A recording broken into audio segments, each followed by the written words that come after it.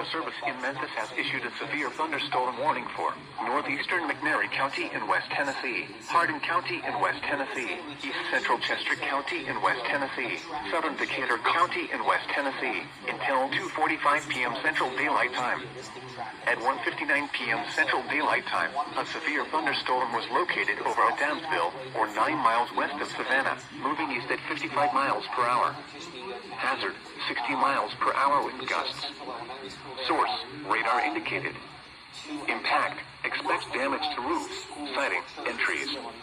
Locations impacted include Savannah, Adamsville, Sardis, Olive Hill, Morris Chapel, Crump, Saltillo, Milledgeville, Enville, Good Hope, Wright, Phillips, Old Lawton, Hinkle, Pleasant Grove, Cabot, Walkertown, Oliveville, Purdy, and Cerro Gordo.